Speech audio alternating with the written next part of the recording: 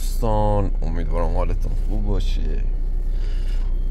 واقعا هوا اینقدر سرد شده که مجبور شدم یه پتو با خودم بیارم و اینجوری خودمو جمع کنم. متاسفانه ماشین بخاری نداره.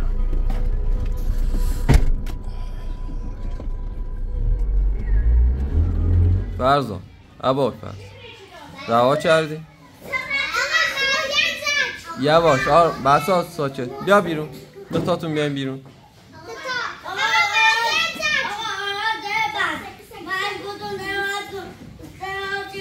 فعلا بیا بوده.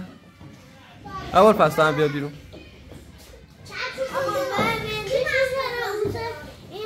فرزاد بیا بوده. بیا بشین. دعوا نکنید. چند دفعه گوینا دست برو باش. ریبوسی دست دعوا نکنی. آشتی برو بشین. مکب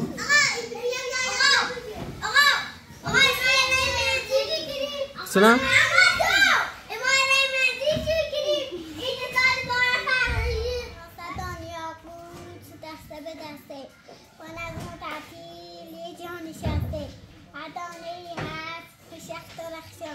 قلب سفیدی در سینه آن یاقوت‌ها رو پیچیده با هم پوشیده است پروردگار، هم سرخ است و زیبا نامش انار است، هم ترش هم شیرین هم آبدار. آفرین. یه دست بزنی واسه یاقوت دسته به دسته با نرم و ترتیب دانشسته هر دانی هست بشند و رشخان قلب سفیدی در سینه آن یاقوت‌ها را پیچیده با هم در پوششیم پروردگار، سرخ است و زیبا منش کنار است، هم ترش هم شیرین دار است. آفرین. دست بزنی واسه ها؟ او چی شعر حفظ شده چی ما قرآن نوشته؟ او چی گو؟ نه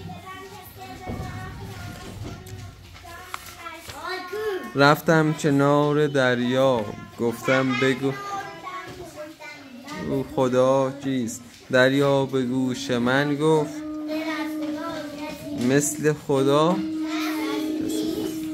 او آفریدگار کوه و درخت و دریاست، دانا و پاک و زیبا بخشنده و توانا. حفظش نکردی؟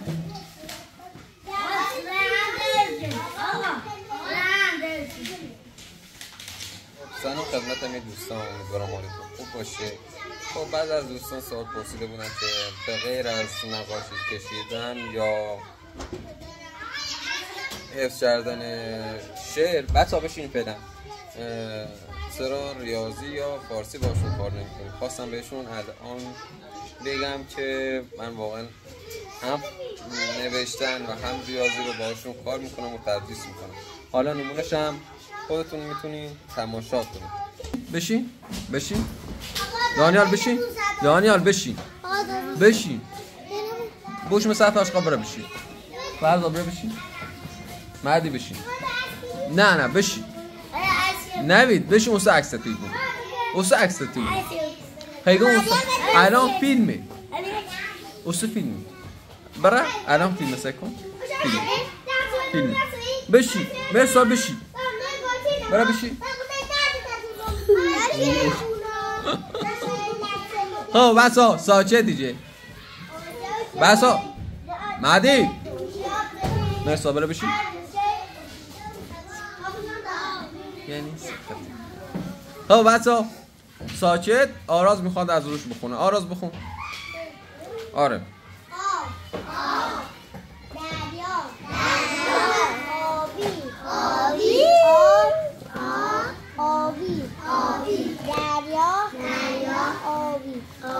اونم بخون. آفرین. یه دست بزنین واسه زهر مرد. یواش بچه‌ها، زنگ آخری میدونم خسته شدیم ولی خب یواش آروم. چیا؟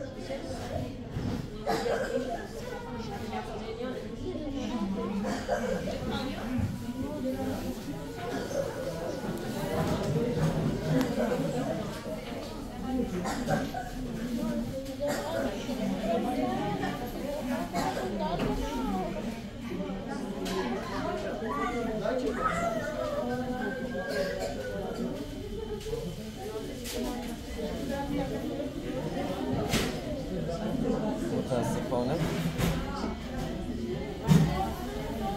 داخل مدرسه چیزی اتفاق افتاده است.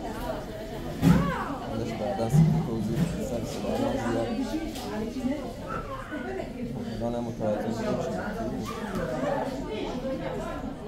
ویدیوم پاچه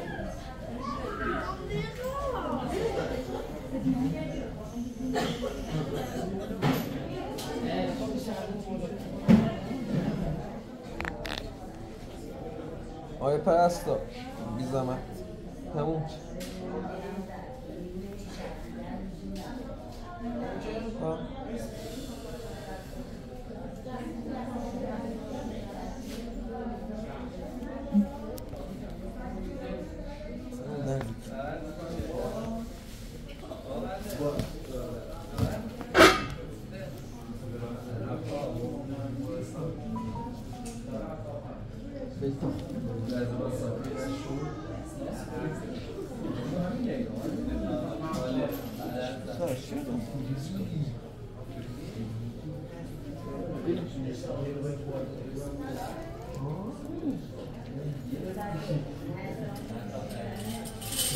زمان یک کفش دنی بونی آوی با؟ بوه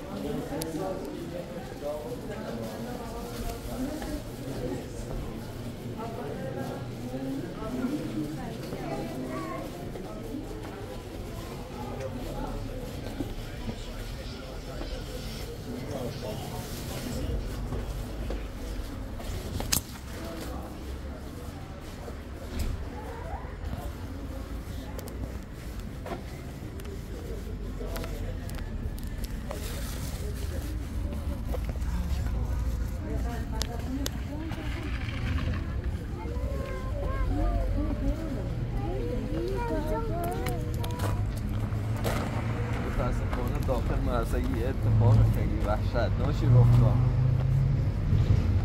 و این وسط من سالمه بیرون.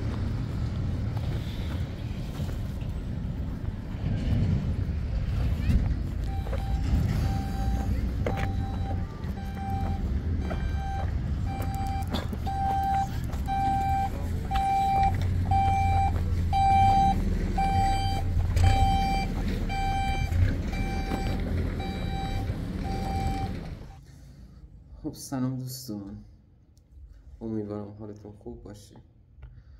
خب متاسفانه وقتی داخل بیمارستان بودم یوتیوب پیامی از طریق ایمیل واسه من ارسال کرد که ما ویدیوی اخیر شما رو به علت نقض قوانین حذف کرد، چون من از آبربانک فیلم برداری کرده بودم و اطلاعات شخصی خودم رو به اشتراک گذاشتم. خب درباره قضیه امروز صحبت کنم اینه که خب وقتی زنگ آخر بود، یعنی ساعت آخر بود و موقعی که میخواستیم تعطیل بشیم، 2 نفر از اهالی روستا اومدن مدرسه. هم سن و سال خودم بودن، شاید 2 یا 3 سال از من بزرگتر بودن و گفتن معلم کلاس 6 چیه؟ حالا منم دلیلش رو پرسیدم، گفتم برای سی؟ گفتم میخوایم اونو کتک بزنیم. دلیل این کارشون رو پرسیدم، گفتن آخه دانش آموز ما رو کتک زدی. ولی خب من میدونستم که همکار من همچین کاری رو نمیکنه و بهشون هم گفتم همکار من تا به حال کسی رو کتک نزده و ما حق چنین کاری رو نداریم. حالا زمانی که رفتیم پیش مدیر مدرسه، معلم کلاس 6 هم اومد پیش ما و بدون اینکه با او حرف بزنن به سمتش حمله کردن. خب متاسفانه در این درگیری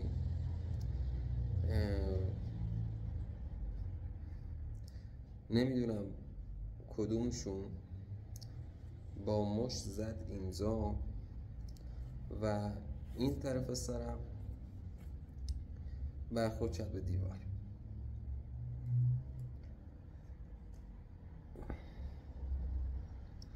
خاطر همین اصلا نتونستم امروز فیلم برداری کنم و یه راست رفتم بیمارستان.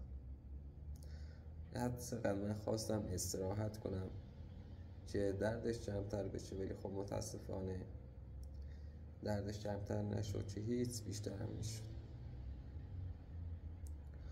رفتم پیش پزشک و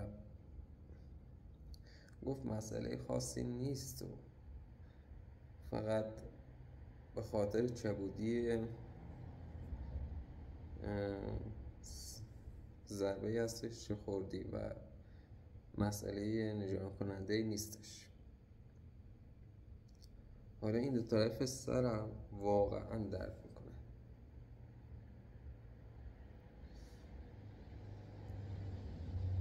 حتی میپرسین آیا واقعا همکار دانش آموز زده یا نه؟ خب من بهتون قول میدم که همچین کاری رو نکرده. حتی از دانش آموزان کلاس 6 هم سوال کردیم که آیا آقای اسحاقی همچین کاری رو کرده؟ دانش آموزان هم گفتن نه، همچین کاری رو نکرده.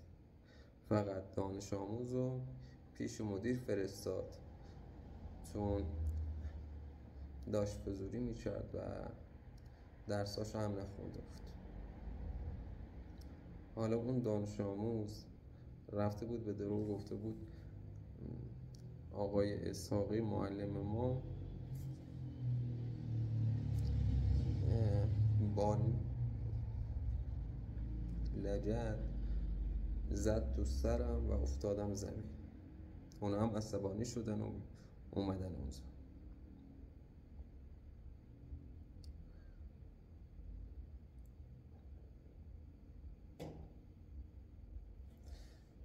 من خیلی جاها تدریس کردم، ولی خب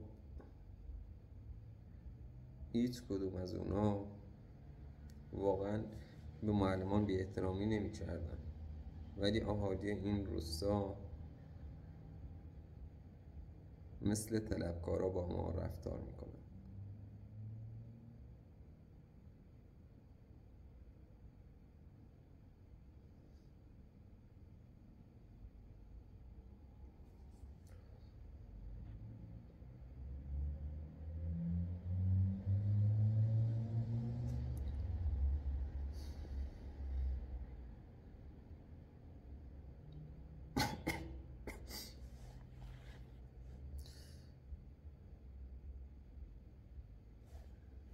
خب من به چند تا سوال شما بینندگان عزیز پاسخ بدم،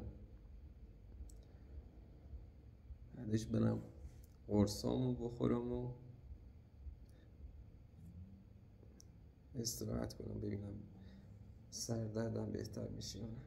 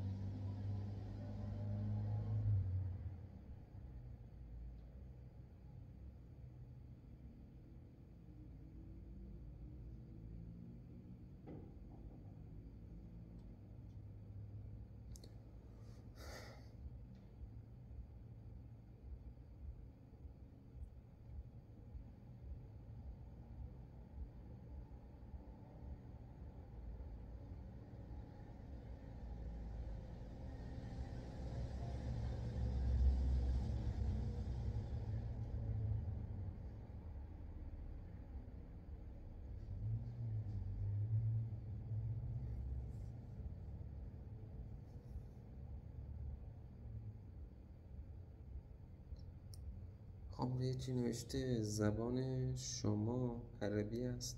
خب نه، من واقعا به این سوالات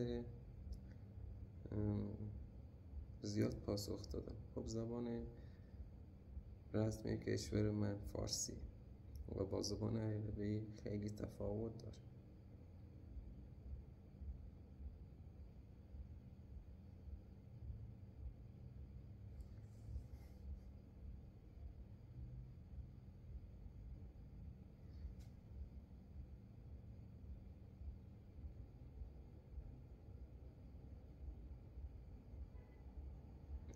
در مورد نانهایی که عشایر پخت میکنن سوال کردیم. خب این نانها جزء نازکترین نانهای داخل کشور یا بگم داخل جهان هستش که از آرد گندم تهیه میشه و تنها چیزی که به این آرد اضافه میشه نمک است. این آرد رو داخل آب سرد میریزن تا تبدیل به خمیر بشه و کودکان عشایری و روستایی از سن 7 الی 8 سالگی شروع به یادگیری پختن این نوع نانها میکنن و حدود چند سال طول میکشه تا در این زمینه ماهر شد.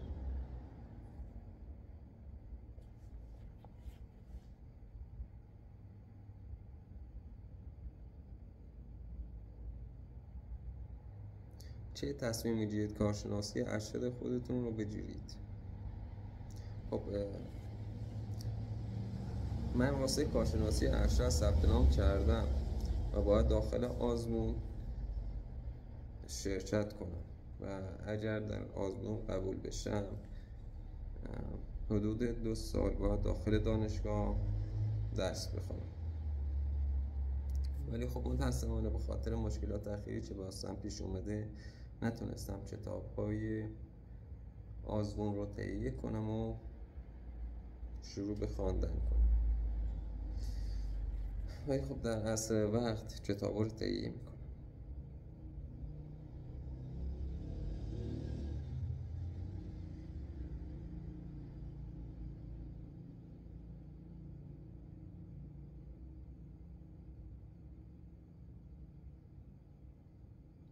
ما در مورد احتیاط به مواد مخدر چیزهای زیادی میبینیم. داروی انتخابی شماره 1 در کشور شما چیست؟ خب منظورش فکر کنم اینه که بیشترین چیزی که در مواد مخدری که در کشور من مصرف میشه کدومی که از مواد مخدر.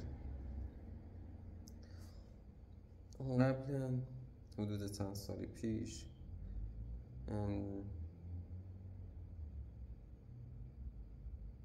فکر کنم در این باره من چیزی نگم بهتره، چون میترسم دوباره یوتیوب به خاطر ترویج مواد مخدر حذف کنه ویدیو رو.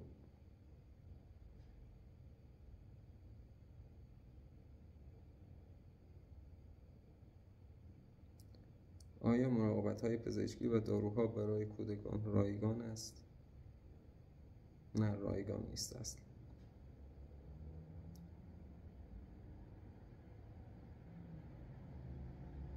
خب یه سوال پرسیدیم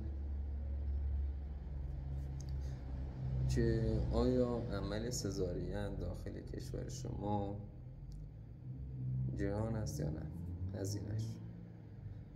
خب سزارین تنها عملیه که داخل ایران به صورت رایگانه، چون در این چند سال اخیر مردم رو تشویق به فرزندآوری کردن و طرح‌هایی مثل وام فرزندآوری و اینکه در شرکت‌های خودروسازی به کسانی که به تازگی صاحب بچه شده باشن و فرزند داشته باشن قرعه کشی میکنن و به اونا خودرو میدن.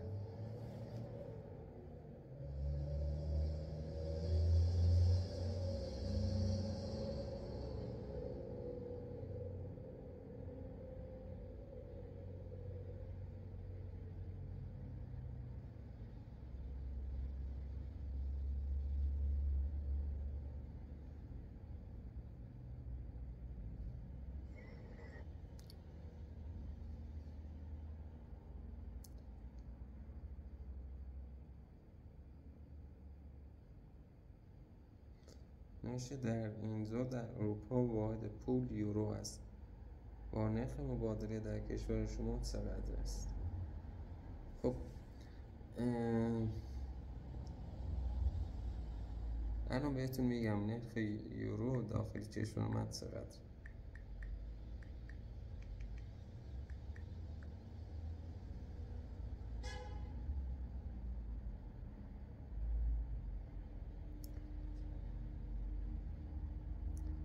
هر یک یورو 755,000 برابر واحد پولی ماست.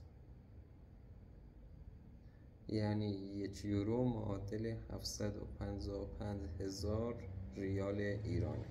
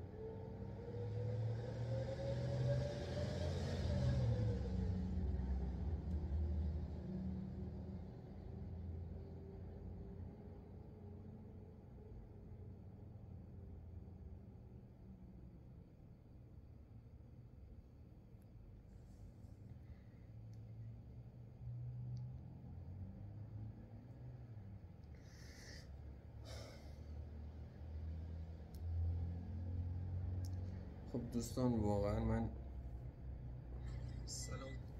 دوباره ازتون تشکر میکنم واسه پیام‌ها و حرفای محبت آمیزی که به من میزنید.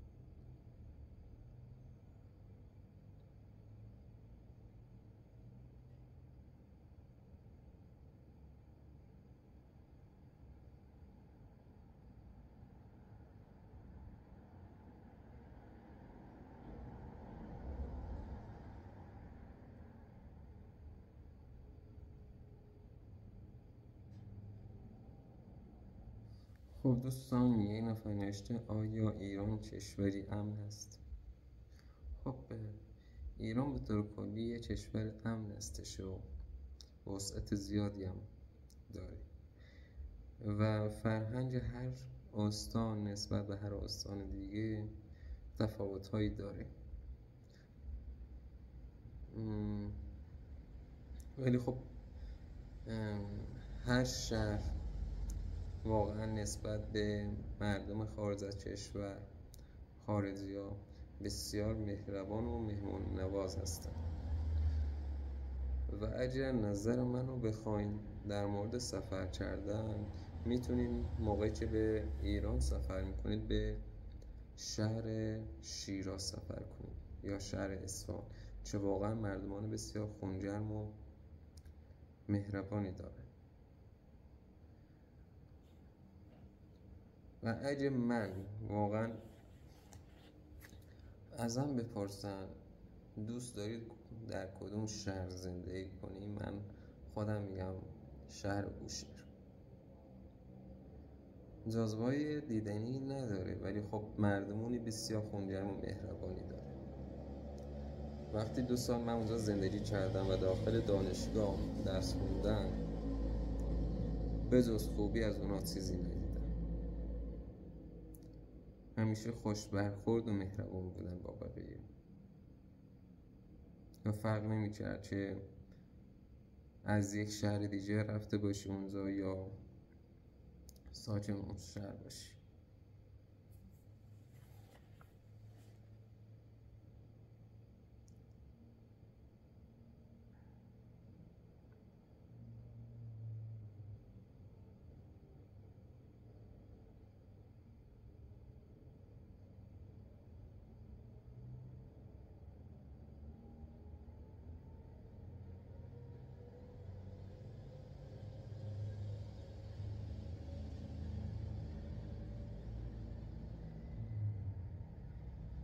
خب نشه آیا رقصیدن در ایران غیر قانونی است؟ خب بر اساس قانون مجازات اسلامی ایران آواز خوندن و رقصیدن غیر قانونی نیست، مگر اینکه مقامات بالاتر این تشخیص بدن که برای جامعه ضرر داره و اون شخص رو تنبیه کنن.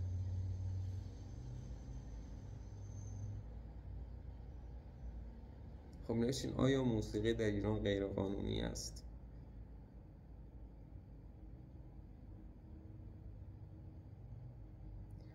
خب غیر قانونی خب نیست. خیلی خواننده داخل کشور داریم که روزها هم به چندین کنسرت برگزار میشه. حالا از خواننده های مورد علاقه خودم میتونم به خانم گوگوش و شادمهر اشاره کنم که واقعا صدایی بسیار دلنشین و زیبایی دارن.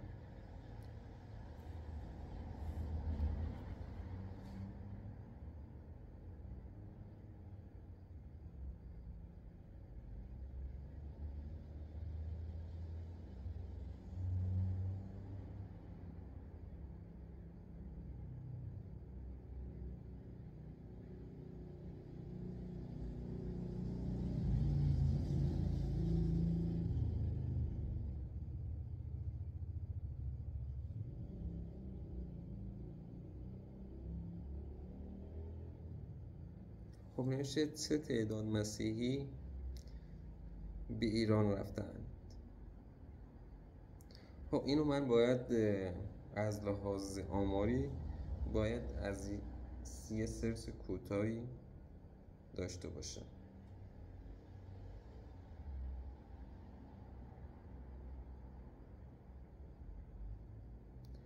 خب نوشته در حال حاضر 6000 کلیسا و 380,000 تا 1,500,000 مسیحی در ایران وجود دارد. یعنی آمار دقیقی از مسیحا داخل ایران وجود ندارد.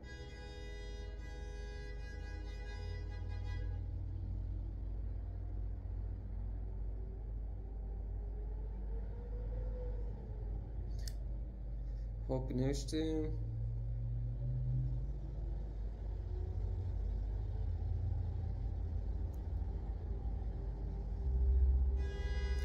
آیا داشتن کتاب مقدس مسیحیان در ایران غیرقانونی است؟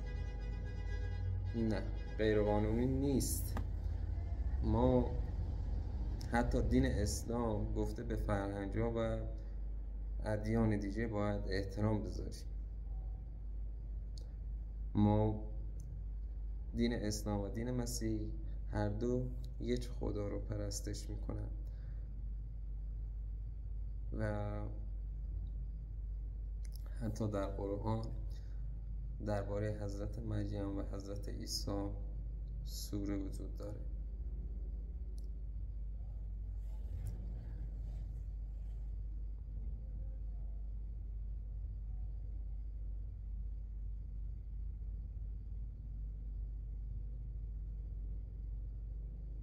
کانش آیا خالکوبی در ایران غیر قانونی است؟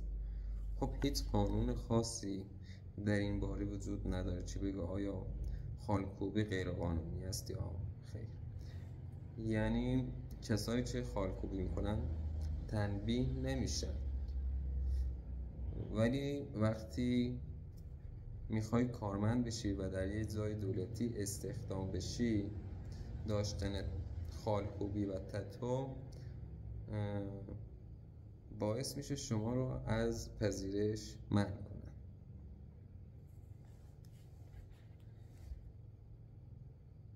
یعنی اگر من حتی یه دونه تتو هم داشته باشم، منو از معلمی الان چه نه، مثلا موقعی که خواستم مصاحبه کنم، اگر من یه دونه تتوی کوچیک هم داشته باشم، مصاحبه منو رد میکردن و در آزمون استخدامی قبول نمیشدم.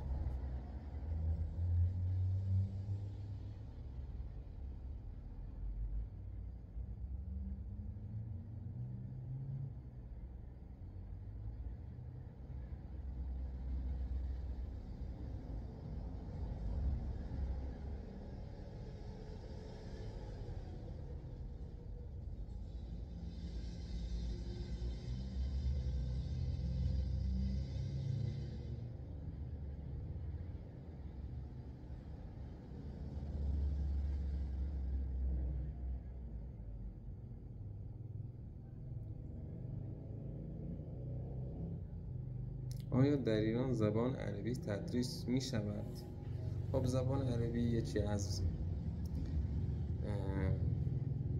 فراگیر ترین زبان‌های منطقه هستش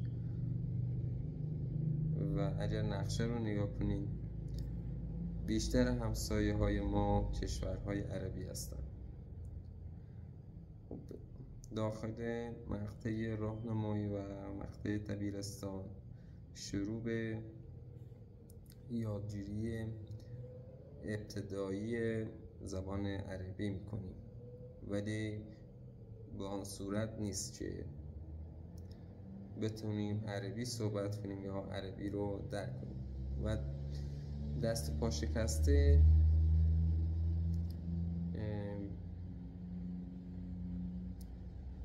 میتونیم بنویسیم یا نوشته ها رو ترجمه کنیم.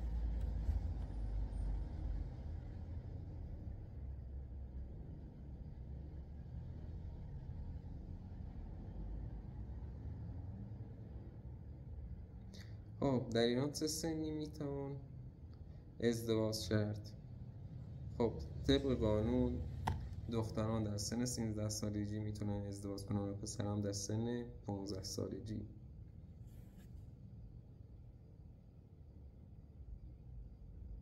و اینکه دختران زیر 13 سال و 15 سال هم به شرط اینکه پدر و مادر اونها رضایت بدن این امکان وجود داره که ازدواج کنن. چه نوع موسیقی در ایران رایج است؟ خب قبلا سبک‌های پاپ بسیار مطرح بود، ولی الان بیشتر زبونا رپ گوش میدن، چون حس حال خودشون رو واقعا انگار میگن.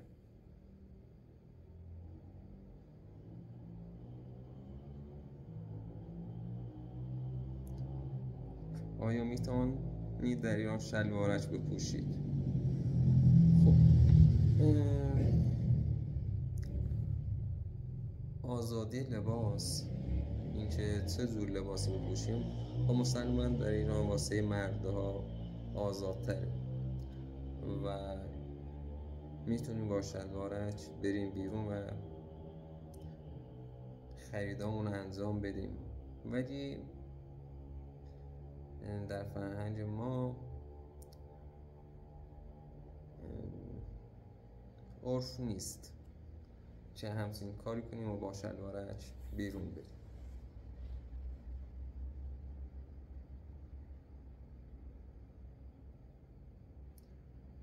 خب قرار شد درباره خانومی که جلوی دانشگاه لباسهای خودش رو در آورد صحبت کنیم که متاسفانه